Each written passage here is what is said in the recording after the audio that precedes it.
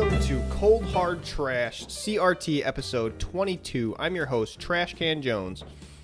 And I'm Breeeeg, your fellow host. And we're going to start off talking about the reuse of animation cells. I know in the beginning use of computer animation, that was kind of how I assume, were able to do things quicker. Because, if you're animating a face, you can just copy-paste the head over and over again. You draw one head and just keep doing the mouth. That's why especially a lot of animes, their eyes don't really move. They're just, static eyes, but the mouth kind of goes constantly. Mm-hmm. Yeah, so you just have the single drawing right of that particular pose. I also feel like part of that is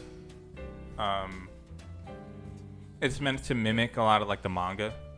Yeah, definitely. Because they have those very, not very static, but very... Well, incredibly static. It's a yeah, drawing. incredibly static, but that wasn't the word I was looking for. It was incredibly... God, the word's escaping me. Particular. They put a lot of detail into what they're trying to do for that still image. They put a lot of different things in the foreground and the background because it is a still image. They don't have to worry about animating it at all, so they draw it once. Mm-hmm. And there'll also be really big punches. I'm finishing up. I'm caught up with My Hero Academia now. Mm-hmm. And there's a part during my Villain Academia arc. And probably multiple times throughout the show, where it's just one really big punch, and punches are they're done. But you know, you have this ginormal punch, and you're holding it there for 10 seconds or something like that as right, you're punching. Saying your line as you're punching him. Yeah. Yeah, and so it zooms out, and it's this giant punch is taking so long, and you can hold it on that for a while. It's cool.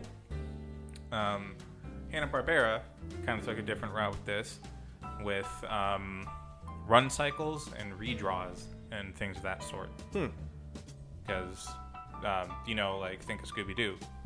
You get run cycles, animations of the characters, because it's a show about, they're solving the mystery, but Shaggy and Scooby are running. Right, they're running around kind of constantly. From the monsters every single episode. So they're always running the same way, of the very consistent run cycles you can just keep reusing. Yep. Makes sense. And that's how you end up with gags like the ones where the whole gang is there's a hallway with a bunch of doors on every single side. Right, and they're just running back and forth constantly, yeah. Yeah, it's the Scooby-Doo chase being scenes. Resourceful with your animation cells and stuff like that. That's pretty cool. I never thought the Scooby-Doo chase scenes are iconic. I never thought of it as a way to reuse animation cells of run cycles, but it makes sense. Yeah, it's a lot of. Think about just the sheer number of drawings that you got to make for TV shows and for animation. Yeah, it's insane. And so, there's ways that you can cut corners and still fill the time slot. It's cool. Yeah. Are animations done at 60 frames a second, 60 frames per? No, it depends. I'm pretty sure the show is actually played in 60 frames per second. Mm-hmm. But there's concepts of animating on 2s and animating on 3s, whereas you only change the drawing every 2 or 3 frames. Okay. And keep it consistent. We keep it constantly 2 frames, constantly 3 frames, as opposed to going 2 or 3. You switch it up. If certain things, you ever notice sometimes a movement will just be smoother than you're expecting in a show.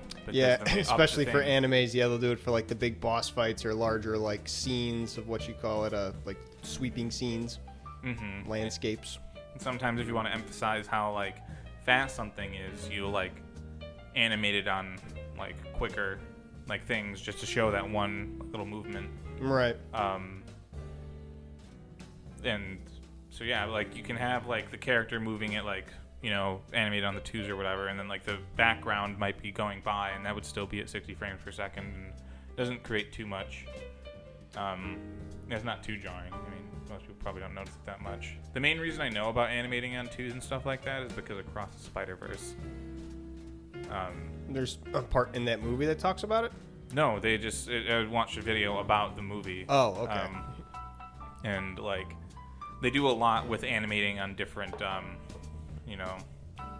frequencies or whatever, and how Miles, when he's unsure of himself, his movements aren't necessarily on the twos with everyone else. And then, like, as he gains confidence, he is animated on twos. Subtle. Yeah. I like that. And you can have, like, someone hold a pose for 2 frames, which is almost indiscernible. It's like the limit of The whether human something eye. is discernible. Right. And have someone else change on that frame, and it's like you get this whole, like, it's a bigger picture. You know, things are moving. Yeah, that's cool. Differently from each other in the same image, and it's not too jarring. But yeah. Also, I got Armored Core recently. And From Software has their ways of doing things, but a very iconic, like, sort of not really a trademark, but like definitely a flavor that they incorporate into their games is that your player character, with all their gear and however you set them up and stuff like that, is always in the in-engine cutscenes as they are. Oh, cool. They don't have a lot, if any, baked cutscenes. It's like the intro cutscene. Right, but it doesn't it. like change you to, like, you know, Warhammer 40K, for example, like back to your normal. I think actually no, that one does keep your stuff. But in older games, they would bring you to, like, your base of what you're supposed to look like. Resident Evil 4 is one that brings to an example, the early version of that. But they'll make sure, like, they just sort of have the skeleton and they run the animations and stuff like that. And they set up the scene with all the blocking and the lighting and all that stuff to sort of incorporate any character. I mean, that gives you a lot of, like, you know, over the shoulder, you know, like, wash of color in front of you, you know, big fire or whatever, like gold. You're just sort of like a camera, like, kind of like on your bottom right, like sort of down here, this quadrant, like looking up as you, like, hold your weapon in your hand, stuff like that. Right, dramatic kind of poses, like different camera shots. I get you. But From Software and Armored Core, like, they do that a lot. Like, they just have these little cutscenes of, like, you know, the start of the cutscene is your character, like, stepping in to the room or whatever, and then something happens. Or, like, at the beginning of every single mission in Armored Core, like, they take your robot and they put it on, like, a little lift thing and they turn it very slowly. And it's your robot. And it looks really good. And it runs really good, which is weird. That it could, like, it's fucking insane that it runs as well as it does on my computer. But, games should be able to run well on most machines. Just the From games. Software has a good track record on that, except for Elden Ring's launch. They needed a little bit of extra work done. But. Speaking of robots and everything, that gets me thinking about Robocop, because I played that a little bit on stream today. One of my favorite movies. This not even just of the 80s, just of all time. There's so many scenes in that where, because I'm sure you know the whole, just the basic story of Robocop. He got cop that I watched the original Robocop. Yeah, okay. I took science fiction and film in college, and we watched a movie every week. Really? And Robocop was one of them? Yes. Hell yeah. Well, science fiction. Yeah, there's like that. There's Mad Max. There was The Purge 2. Alien. Neat. Children of Men. No, I've never seen Children of Men. That's cool. You got to watch Robocop for an actual, like, class in college. Lucky you. But there's so many scenes in that where, especially after he's going through the memories that are coming back from his human form, where he's just kind of pauses and doesn't really have a reaction to it because he can't. Like, there's nothing programmed to react in that way. He's just programmed for law enforcement and whatnot. So he has the memories of his wife or memories of his past self, and he just kind of freezes. And it's left in that moment up to the viewer to interpret what's going through his brain in that moment, what he's quote-unquote feeling, if he's feeling at all, different things like that. And even what he does later in the movie of, like, how he eventually goes and saves the day, it's kind of left to interpretation of, did he do that because of his directives? Did he do that because he wanted to do it? And different thing, you know, because he does make quips and remarks, so there is some spark of him in there, like he has little jokes and shit. He's programmed to be snarky, maybe. Right, he has a little bit of snark programmed into him, it would seem, or maybe that's just his bit of him coming out. And in the movies, they kind of, like I said, they leave that up to the viewer to interpret. And in the game, RoboCop Rogue City, they do it so well to where you're playing the game, and in the movies they had, like, had mentioned different times they wanted to get him psychological evaluations. What year did the game come out? The game came out What 2 console? years ago? 2 years ago. Oh, it's Very recent. and it's of the 1980s. Yeah. It's like back in the I think it's the 1980s is when it was made, but it's like the future from the 1980s. So I think it's like 2000. Yeah, it's just there's multiple interpretations of RoboCop now on film. Yeah. So This is the original they use RoboCop. the most recent one. That's cool. No, the reboot was garbage. RoboCop 3 even was pretty terrible. This game was actually specifically made to be a predecessor or sequel rather to RoboCop 2. So it takes place right after the second movie.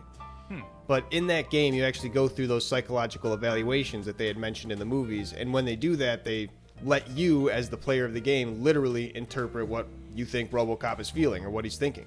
And it's a super cool way of like, oh, that's exactly how I was as a viewer watching the movie. I'm now in that same kind of headspace playing the game. Of just trying to think like, oh, now I get to decide, is he actually doing this because his directives, or is he doing this because there's some shred of his humanity that's like, I feel this is a good reason to do this. It's cool. It's a super fun, like, not just way to immerse yourself in it. Like, it was one of my favorite games playing it, because I was like, I get to be RoboCop. I actually get to the whole thing in the movie. It left me wondering, like, is he a man? Is he a robot? I get to choose now. My favorite thing about the original RoboCop is at the end where they're like, "You're fired," and then he gets shot by that like CEO guy or whatever. It's like, "You're fired," and it's like, "All right, I'm allowed to shoot him now." Because he had a secret fourth directive that he wasn't allowed to arrest any OCP employee. Because in that future, the OCP owns the police department. They're privatized. Yeah. And so he was like, well, you're fired. So he's no longer an OCP employee. So he goes, thank you. Boom. Exactly. Boom, just blows him out the window. It's so fucking funny. It's just... He shoots a guy in the dick through a woman's dress. Madam, you have suffered a traumatic event. I will contact a rape crisis center as soon as I am able. And just walks right past her. Just shot through her legs, like almost killed her. He's got that robo precision. He's the best. It's just I don't know, I think it's just like the amount of emotion he probably has but literally can't display. It just makes him such a cool, unique character. I love RoboCop. Yeah, RoboCop's good. I'm a big fan. Not too into his extended universe, I guess. I didn't really know there was RoboCop 2. There's 3 RoboCops. 4, technically. They rebooted it once. I know about the reboot because someone from Letterkenny is in the reboot, and I follow a lot of the people from Letterkenny, and they'll like post when they're in something, like a little clip.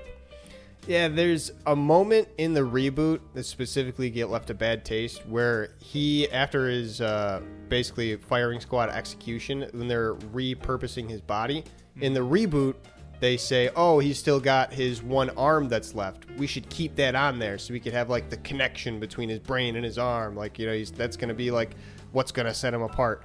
It's cool and it's supposed to be a whole thing in the movie, whatever.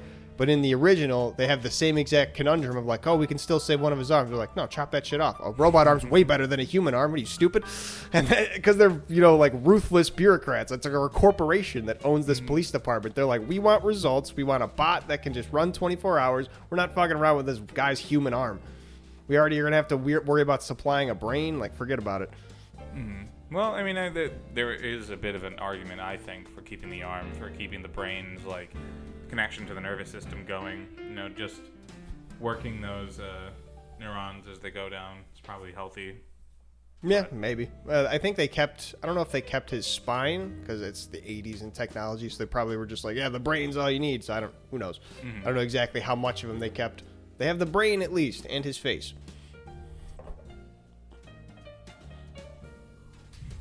Yeah, the RoboCop remake did not do so well. RoboCop 3 was also just kind of a cash grab. They tried to make it more kid-friendly. It gave him a jetpack and a lot more like things they could market to make him cool, new, but it flopped. Alas. Yeah. It's one of those things where I feel like the first movie probably said all it had to, and then after that, you're just sort of like making more to make more. Like you said, cash grab.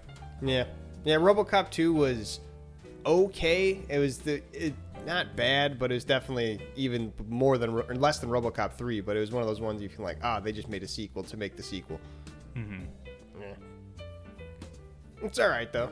It's not my favorite of the RoboCop 1. Like you said, it's the classic. It said everything it needed to say. It wasn't movies. I feel like, especially back then, unless you planned them to be a trilogy, they're just kind of were meant to stand on their own. And they were like, maybe I can get something out of the second one. I don't know.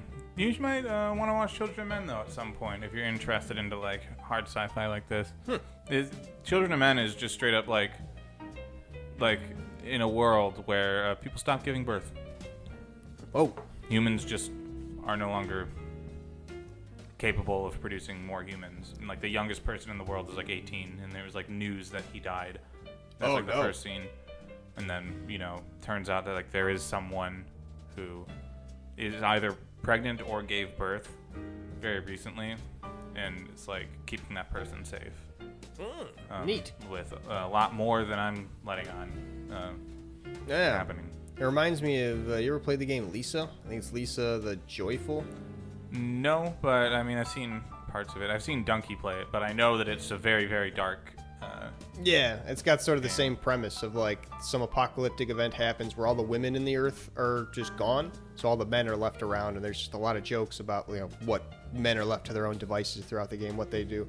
But the impetus of the game is that you find a female baby, and it's just like, oh well, I think I'm gonna raise her, because you realize what the prospect of finding that is. Like, oh, you can start to repopulate the earth, but that literally just means like making her the child bearer. So it's like, it's a weird thing. Like, immediately throws that to the back of his mind, like, I'm gonna just raise her and try to keep her secret from all this.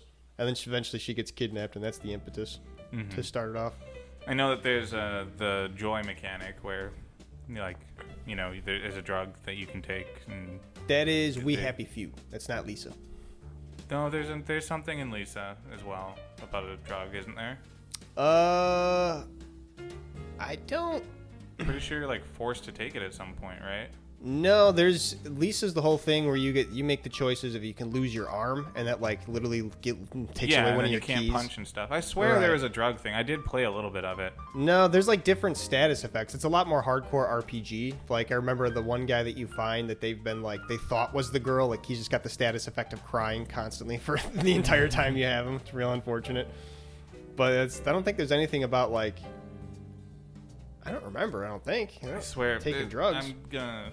There's Lisa the Joyful, Lisa the Sorrowful, I think was the DLC for it.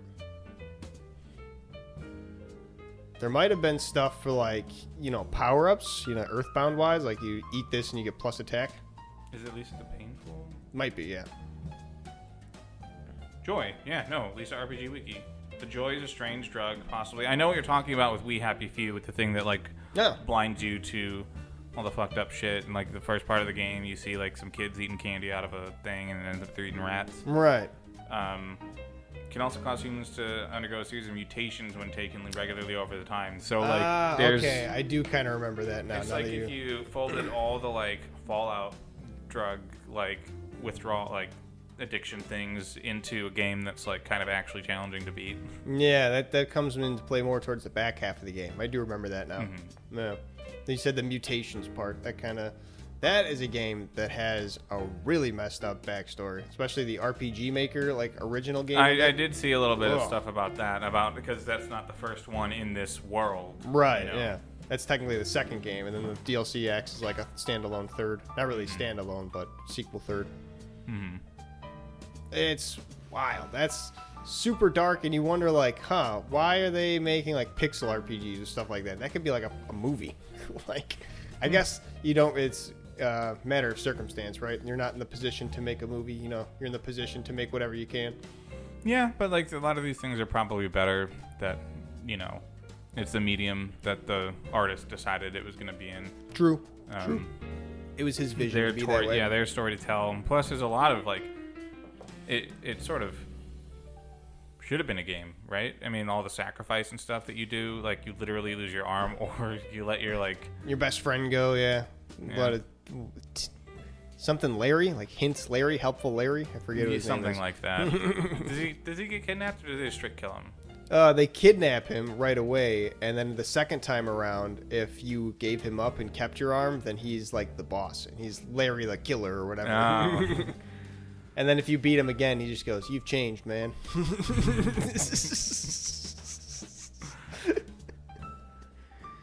Larry Hints, that's what his name, because he was literally just the hint-giving guy. He gets pretty good if you keep him, but yeah, your arm, losing your arm the joke sucks. was at the beginning, he's like not useful at all. Right, yeah, he sucks. He's literally just the worst support character. Like he'll like you like have him attack and he just trips. Yeah.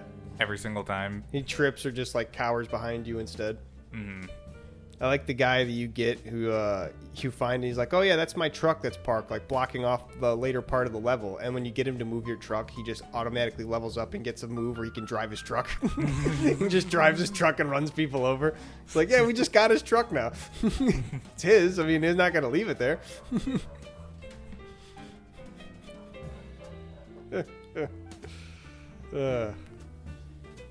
Good game. That's a wild game too, because there's so much like legitimate fun silly comedy in it, and also one of the most darkest stories that I've ever like played in a video game. Like what kind of balance is that? That's wild. Well, I mean, even with like dark stories and shit like this, you don't want it to just be fucking miserable the entire time. I suppose, yeah. Like I guess you could make like, you can go back to the question, and I don't know if we've asked it before, but like, are video games even supposed to, like, do they have to be fun? Is that a prerequisite? I mean, for the genre, for the medium? Technically no, but yeah, it's like you have a game like PT, like nothing ever funny happens in that. It's just spooky, scary, horrible all the way through. Yeah, but it's not like it's just scary. It's not like trying to say something.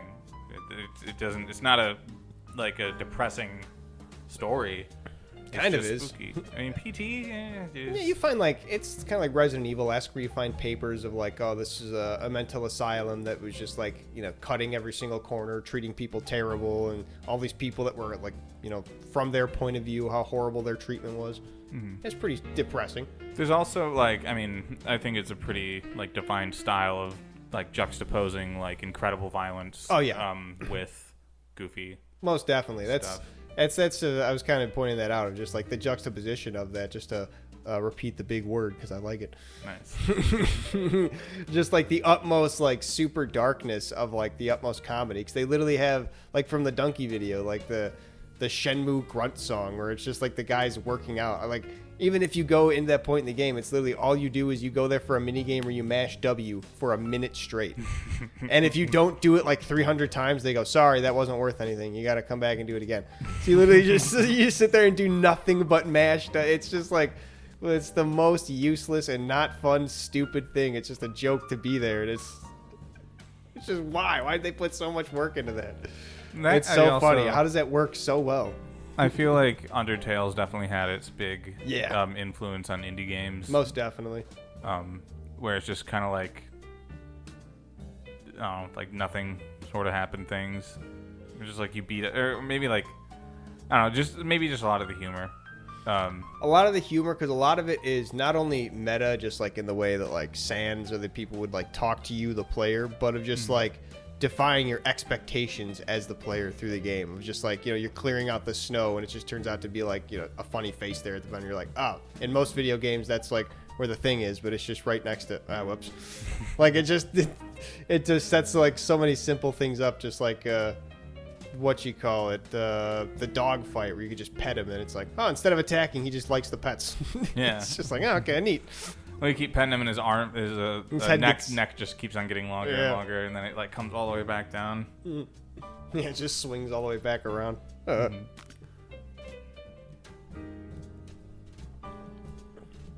There's a lot of good comedy and subversion of expectations, which you will see when we watch The Naked Gun tonight. Nice. I am excited. Oh, I'm so excited too.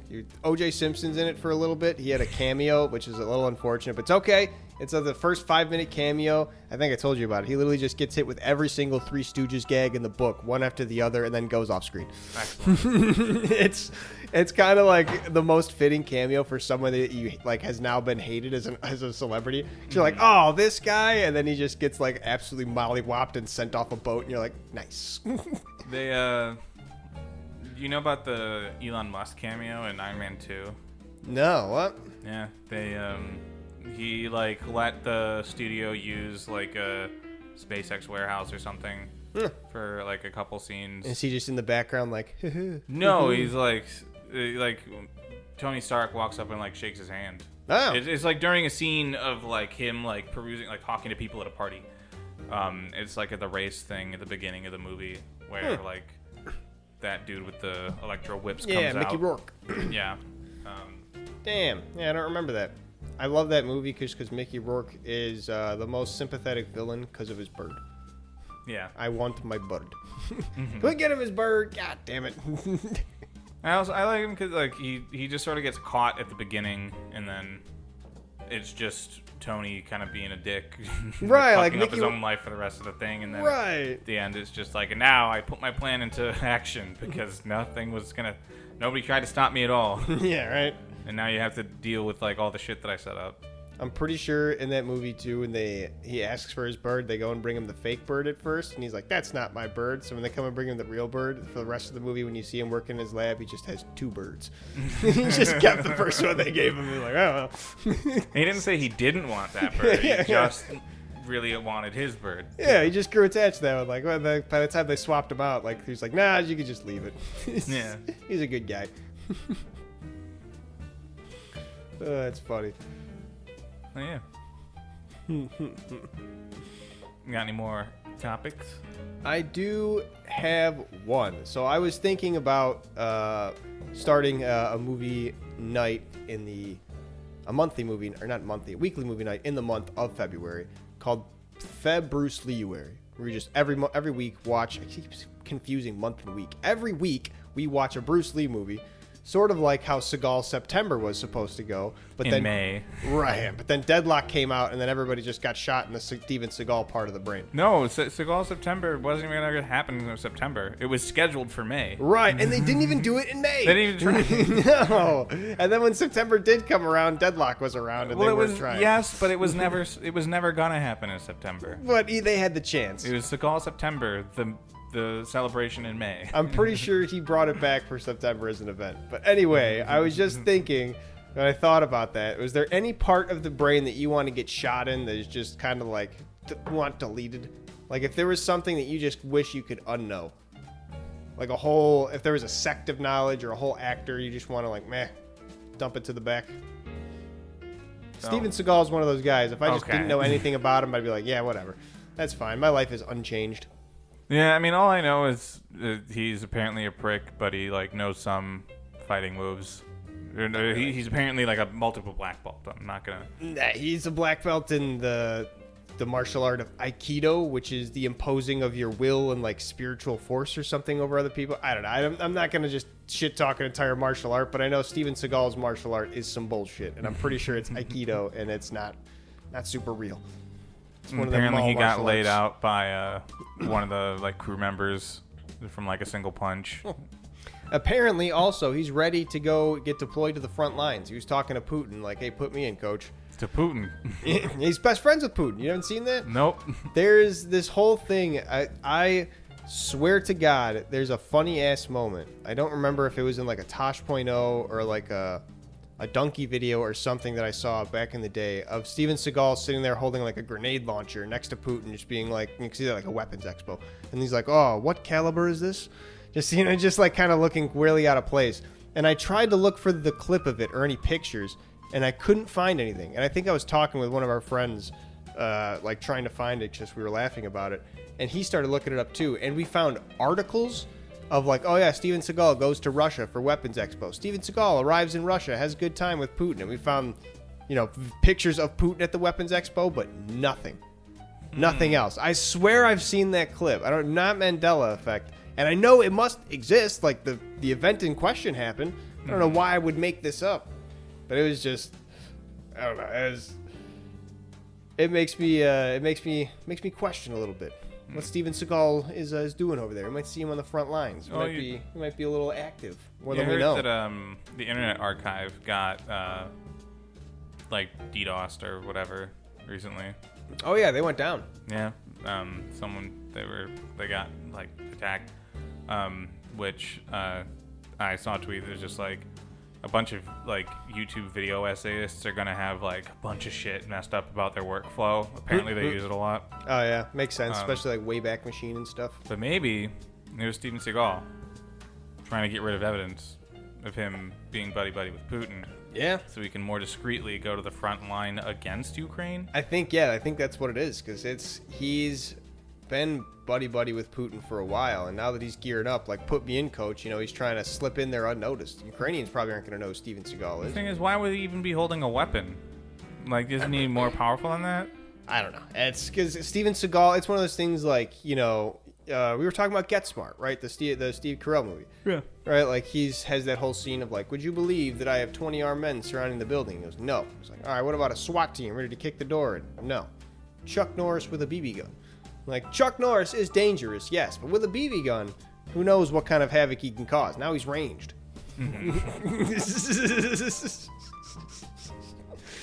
Now, you don't know. To have Steven Seagal with a grenade launcher, he can kick the wall with the force of a grenade, but then he can send a grenade with the force of a kick across the room. So you gotta think like this. Yeah, because with the force of a kick? Well, because he kicks as hard as a grenade, so it's, 1-to-1. Grenade. I mean, why does he even need the launcher? Because, again, a kick across the room. He can't get across the room. His legs aren't that long. He's only a human, Yeah, but he doesn't need the launcher. He'll just kick it. I mean, kicking the grenade. He's not a soccer player. I mean, he's American. Come on now. That's just a ridiculous. Think he's gonna play soccer even a little bit? Yeah, it seems like a much safer way to open the door, and then you launch the grenade in there. Yeah, that's how you kick open the door, and then you launch the grenade, and it hits somebody in the chest with the force of a kick across the room, and then it explodes with the force of a kick, but in every direction. And that's like a Steven Seagal kick, just like area of effect. Whereas his regular kick is just single target. That's actually, he was actually the blueprint for grenades. Yeah, for just grenades in general. He got born, and then he just kicked a hole in the hospital wall, and they were like, whoa, let me see that leg, kid. And they were just kind of sketched it out. The nation's top scientists. Yeah, the inside of a grenade is actually just a baby leg. Yeah. Just giving a big yeah on the inside. A very muscular, powerful baby leg. Or many of them, but really small, so it goes on. I think it's a lot of them with the fragmentation part. Have you seen the video of him running? No. He runs real weird. He keeps his elbows real tight, but then just wrists loose. So he's just flapping on it. I'll show ready it to strike. At a moment's notice, ready to just over the top. Mm-hmm. I remember playing Call of Duty Modern Warfare 2. And there was the noob tube, which is the grenade launcher attachment for your weapon. It was very easy to get kills with, hence why it got the name. Noobs were able to dominate with it. And I noticed that if you shoot it at someone that's too close to you, and it doesn't explode. Yeah. It just sort of hits them, and it's still one shot. I'm assuming real grenades do that too, right? So I think, but I'm not exactly sure you could sure. also shoot directly at the ground and blow yourself up and kill yourself. But if you hit a soft target, no, I think it's what it is the it has an arming time, and it's one of those things that it's done by not a gyroscope, but velocity. So once it hits a certain speed, that's when the grenade gets armed, and then after that, it's once the impact hits, then it can explode. So it only reaches, I think, the terminal speed after a certain distance out of the barrel. And then after that is when it's basically if you think of a C4, it's just once that switch clicks and then the timer starts, but it's not really, it's not really going to get to the end of the timer because it's about to just hit a wall and blow up. I assume it's something like that. It's got an arming distance, but let me look it up real quick because I'm actually curious about that. I always just kind of assumed that knowledge because I had learned about it long, long ago. Maybe it's just a game balancing thing, and then they later put it in real grenades. I don't know how that makes sense. Yeah, they have safety features that prevent the grenade from arming until it's far enough away from the shooters. That's what I figured. They have an automatic arming system, which is usually along with the velocity. So they kind of shoot it. That's why it usually goes up in an arc, too, so it gets to that peak velocity before it hits to the arc and then armed on the way down. So, I'm pretty sure I've seen a video of someone using an RPG, and then it just sort of dudding out and flopping onto the ground. That's probably a failure with the actual rocket mechanism. Yeah, but then that's probably safe. Yeah. Because it never hit that speed. So I think the I mean, you still don't want to be near it, but it's not going to just... I think the RPG is different because a grenade launcher, there's the contained grenade that has the arming system. But it's called a rocket-propelled grenade. Yeah, but it's a different It's system. in the name. Right. How can they be different?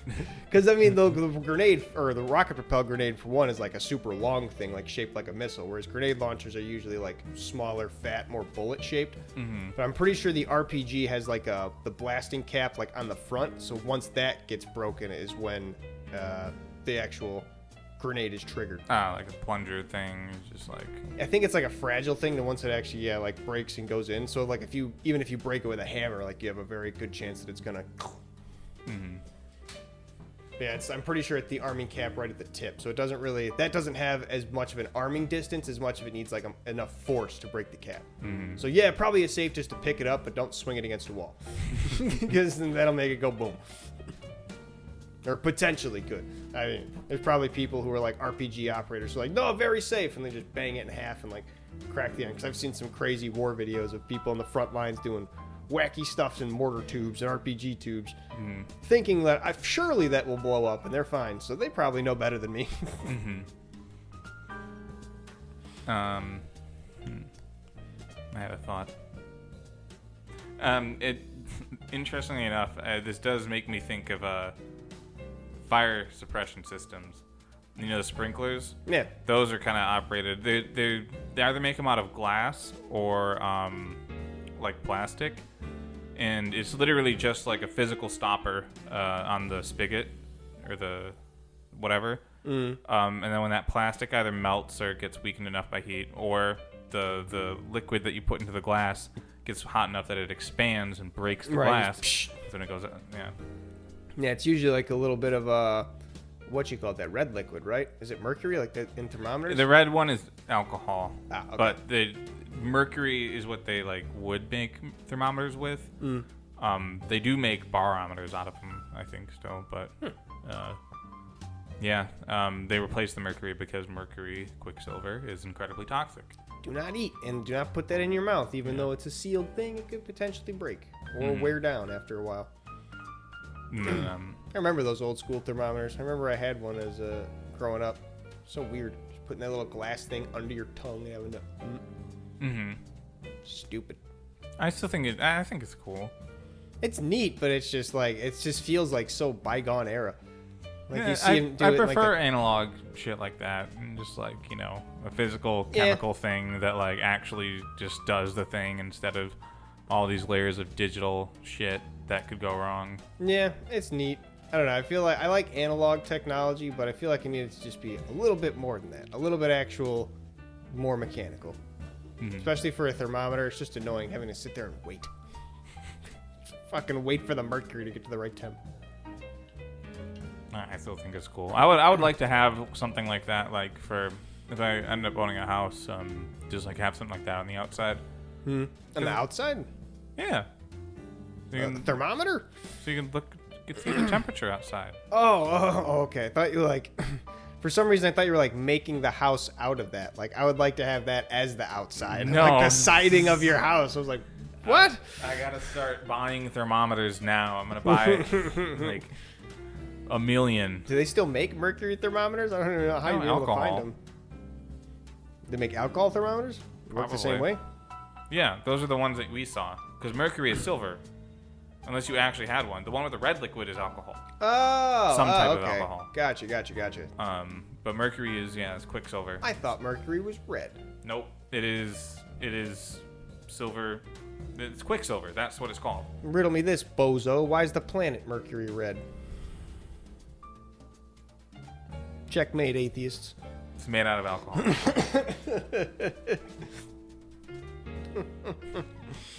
Sweet, let's make a trip to Mercury then. Yeah. Get wasted. Just get like a bucket and go near the surface and scoop it up. Scoop it up and then just have like a bone nub and then pull our bucket back like, Well, not all alcohol is like safe for human consumption. I remember there was this hooch recipe found online for Applejack, which is where like you take a hard cider and you leave it outside in the winter, and then parts of it'll freeze, but like specifically you're looking for the temperature at which water freezes but alcohol doesn't. Right. And you take out pieces of ice as you go. And it just denatures or not denatures, but only leaves the alcohol left after? Yeah. Interesting. But there's like ethanol, and then there's like another type of alcohol. Ethanol's the not drinkable one, right? It's the one that makes you go blind? I think so, but I don't know if it's because it's ethanol or it's because of whatever our, like, the specific type of ethanol that we use for cleaning wounds and shit like that. But ethanol, and then there's like another byproduct of like this, and that's the whole thing with distilling, is that you do separate out that other more harmful compound. But in like by freezing it and stuff like that, you aren't removing it because you aren't like using the heat to evaporate it out and all that shit. So I never did it. I did think about it. We did try making ginger beer. Yeah, ginger beer was sort of a success. It was alcoholic to some degree. It tasted fine. It was good. Yeah, the taste wasn't bad. That was the most important part. But it didn't have real alcohol. I mean, you took the measurements. Yeah, it had like maybe a 1.5%. It was a near beer, which is the thing about ginger beers. We wanted to try and make it more alcoholic, but most ginger beers are already near beers. Yeah, real annoying. Well, you could find alcoholic ginger beer nowadays, I think. Yeah, I haven't looked in a while. The place by me, Cermak, I'm pretty sure I've seen it there 1 or 2 times. And it's on like the beer shelves. Nice. Which is why I believed it was actual beer, because normally they'll have like the beer shelves and they'll have like nearby and like a separate thing of mixers. Right. And I have had alcoholic ginger beer before. Like I have found it. I have drank it. It's fine. I mean, it's like if a hard soda didn't taste like aspartame. It was ginger beer. Yeah, I'm gonna say aspartame is a very like unique taste. Like when you put that in there, like, oh, that's a very particular sweetness. That's not sugar. Yeah, it's weird. It's considered sweeter than sugar by a lot of people. Because you put a smaller volume of aspartame into something than you would the amount of sugar to make like a diet version. Right. Huh. Yeah, I guess I've never tried to taste the two back and forth, but yeah, I mean, I find sense. Like that was my issue with the hard Mountain Dew Baja things. Yeah. And the hard Monsters, which aside from my issue with the Mountain Dew and using the marketing, but with Monster they did change it to like Beast or something. Is that both of them just ended up tasting like aspartame?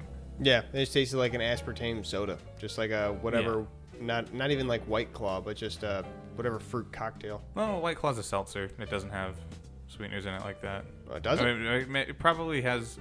I actually think it's a malt beverage, which I also think, if any of these things are probably malt beverages, but I'm pretty sure White Claw isn't sweetened like that. But interesting. When you're trying to mimic like a soda, like you're gonna have to make it sweet, and if you have alcohol in the thing already, like it's gonna be a lot of calories to put the alcohol in there. So you use aspartame. It all makes sense until all these products taste exactly the same, because aspartame is so overpowering. Right. The only have you tried the Sunny D hard ones though? Those are pretty good because it's like an orange juice type flavor. I don't think they use a whole lot of aspartame. It doesn't taste like it anyway. I think it's fine. I mean, it's still my same misgivings. It has the same a lot of dryness as a White Claw, though. I feel like it just kind of has that orange taste, but then you're just like, there's not a lot in there. Maybe it's because they don't have the aspartame. It doesn't have that sweetness on the back end. Did you ever have the Simply hard beverages? No. Simply is the company that makes things like lemonade and orange juice. They made hard beverages, and those were the sugariest things I've ever had. Oh my god. Have your teeth ringing? Yeah, it was I bought like a variety pack. Because I prefer to buy variety packs if they're available, because it's like, I get to try all these different things, but now I have to drink 12 of them. I mean, not all in one night, obviously, but like now I'm kind of like stuck with this entire thing for longer when I could have just gotten a 4-pack of a single flavor, and kind of gotten the idea. Especially if it's that aspartame stuff. And I get it. If you like aspartame, that's fine. I don't mind. I don't mind it personally, really. But I don't know anybody who's going to bat for aspartame specifically. Like, yeah, it's better than sugar. Like, I've met him. Really? Yeah. What? Who's out here batting for big aspartame? Someone whose parents were probably diabetic. I guess. And yeah, that's what they would have in the house. Right. Grew up with. They just think it's better. Yeah. Fools, Well, you acquire a taste brainwashed. for these things. That's a sad to see. They don't know the real sugar. Have they had cane sugar soda? Do they know? Probably. Cane sugar soda is good. It's very good. I'll occasionally go to the spot near me. And they got the Mexican bottled Cokes. Yep. Those are pretty good. You can I get used to like the Moonshine. Yeah, Mountain Dew Shine. Yeah. The original. Because apparently that was Mountain Dew's original marketing. It was like literally hillbilly soda. It was meant to be combined with like moonshine and whiskey. Oh yeah, no, it was designed as a moonshine / whiskey mixer. Yeah. When I found that out, me and Danny got Mountain Dew and whiskey and drank that. That's wild. I had no idea. Now it's like the cool kids. Yeah, do the Dew drink. Mm-hmm. Does it even still have that reputation? I feel like it sort of hit it got like a big reputation around the whole like epic Lel gamer things. Yeah, I mean they still do the Call of Duty like get your reward points for buying a case, and I assume they do the Mountain Dew every year like new Dew flavors. I don't know. I think they're just kind of coasting on it. They haven't really had a big marketing scheme I've seen from them in a while. I don't really drink Mountain Dew. Me either. I don't drink most sodas. Besides Baja Blast. Yeah, the most soda that I'll purchase is a single bottle or can. Like I have one bottle of Dr. Pepper, strawberries and cream, which is fine. It's good. It's not as good as regular, just Dr. Peppers and cream. Yeah, the Dr. Pepper and cream is honestly my favorite. But I do try and go out of my way to try all the Mountain Dews. So long as I can get a single bottle of it. I did have to buy 12 packs of. There's like this grape flavored one, but it wasn't like Grape Mountain Dew. Black Hole or anything, whatever that was called. Oh, okay, I do remember. No, yeah. it wasn't that one. It was a different one that came later. Oh. But that one was black. That was Black Hole. That was grape. Black cherry soda is good as fuck too. Black cherry soda is good. I've had gingerbread Mountain Dew. It was I fine. don't remember that one. It was around Christmas time. Makes sense, but it's probably pretty good, like cinnamony almost. Yeah, I had like a spiced cranberry one or something like that. I don't know. Ooh, yeah. Spiced Cranberry Sprite's back in season, which honestly isn't that great. I preferred Cranberry Sierra Mist, and I didn't see Cranberry Starry on the shelves. I was upset. Cranberry Sierra Mist. It was that good shit. They're taking it away. I think it was like a LeBron James thing. It was a Cranberry Sprite for a while, but Cranberry Sierra Mist, especially the Diet Cranberry Sierra Mist, because my school only stocked Diet Soda for some reason. Mm-hmm. Oh, that hits so hard at Christmas time. So good. It is. It does fit. It is a seasonal thing that's good. I haven't gotten it in a while, but like I just kind of hope that some holiday party I end up will have one. Yeah, well, I got to look up Cranberry Starry, see if they even have that. They released it this season. I had to get a 12-pack of Flamin' Hot Mountain Dew because they wouldn't sell original individual bottles of it. There's a Cheetos crossover? Yeah. Well, Flamin' Hot was like a spice mix, like they first put in Cheetos, but I mean, you saw it like in Funyuns and pretty much every other type of chip from Frito-Lay. Yeah, true. They had Doritos too, same thing. Yeah. But, Flamin' Hot Mountain Dew. My only regret, it wasn't worse. I was going to say, was that like the candy cinnamon flavor where it's just like real hot burning? Or is it actually like the hot Cheeto flavoring in there? It was like kind of hot Cheeto. It was like lime and hot Cheeto. Oh, weird. It wasn't that bad. Huh. But I wanted it to suck so I could be like, haha, this is so funny. Right. They made such a shitty soda. But no, it was just sort of like a fine, like slightly spiced, like Flamin' Hot spiced soda. It was fine. It wasn't good enough for me to want to get it again. Definitely wasn't good enough for me to want to get 12 of them. So I kept on trying to. I would bring them to work with me when I was working in the COVID lab, and I would offer them to people for free because I didn't want them. Like, you can have it. No one wants your Free weird soda. soda. Get out of here. There was also a time that I tried. No one even challenged me to do this. I just went in and I brought half a dozen LaCroix, and I think I was bragging about how many LaCroix I could drink, and then challenged myself on my lunch break. I sat there and I tried to drink like 5. I tried to drink the half dozen. I only made it to like 5 in like. Why are you bragging 10 about how minutes. much LaCroix you can drink? It's good. I like LaCroix a lot. That's I like not my a bubbly skill. water. I have to bet you I could drink 5 LaCroix in one sitting. I bet you can. It's just like. Well, it just made me burp a lot, which was pretty embarrassing. But yeah, and then there's there was a whole hot dogs baseball thing we did recently. Yeah, the 999s. I guess that'd be if it was like training for that would make sense. But you said no one even asked you to do it. Yeah. Well, for that I ended up drinking a dozen in 3 hours. Hell yeah. And I ate 6 hot dogs. So close. Yeah. But I wasn't gonna drink because I was dog sitting. Yeah. I had to drive home. So. Makes sense. But yeah. I love my LaCroix. So Tastes good. like soap water. I can't get behind LaCroix. I've tried all the different flavors of it. No good. Well, they have different variations. They have like those taller, skinny cans that have more interesting, like combo flavors and stuff like that. Have you ever had the margarita flavor? I don't believe so. No. Have you had the cola flavor? No, they make cola LaCroix. Isn't that? I guess it makes sense. Flavored with the flavor of cola nut. Right. They want like to be a replacement soda. So yeah. But it's not dark or anything. It's like still like just a sparkling water flavored with cola nut. Right. Is that the red LaCroix? No, these are more like involved cans. Like the margarita one has like still a whole. the tall one. Okay. No. These are the same height. They are the tall ones were stuff like cucumber and blackberry, or like pineapple and something else. It was like a mixture of flavors. They was a bit more forward with it. But then these were like still the short cans. I had Arabica LaCroix at one point. Arabica. Arabica coffee. Oh, I've never heard of it.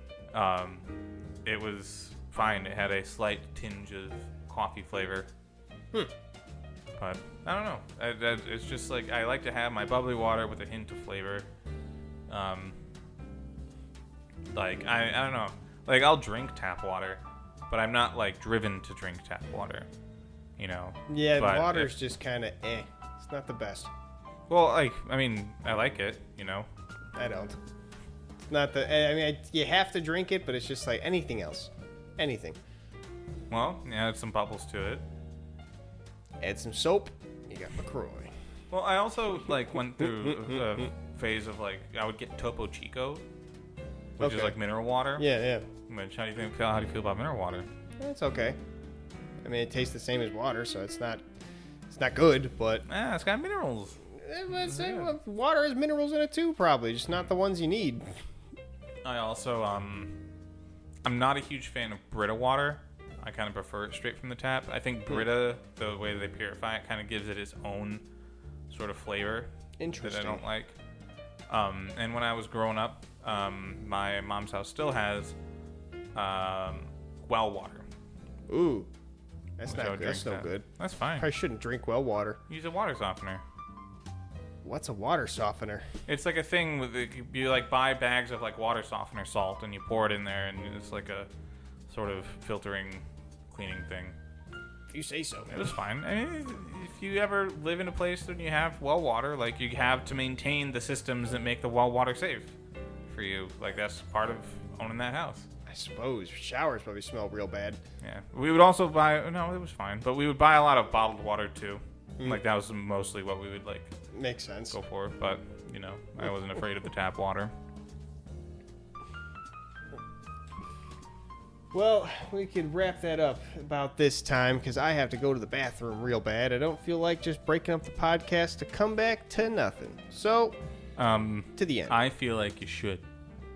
Should just come back for the last like 5 minutes. Okay. I am here to just make more work for Jones. Well, That is I my am goal. here to make less work for me. So, and I'm the one that does the end of the episode. So you can't stop me. We're gonna put it to a vote. Go to trashcan.com. Text in now to your votes to see if you want the episode to end. And the votes have been tallied. Well, thank you for listening to CRT episode 22. If you like this episode, Please share it with your friends. Rate it 5 stars on whatever app you're listening to. Shout it from the rooftops that it's the best podcast in the world and that everybody should listen to it. Fight anybody who says otherwise. Any other call to action? Please. Yeah, just please fight people. Yeah. Peace We'll out. start putting together a legal fund. For your defenses.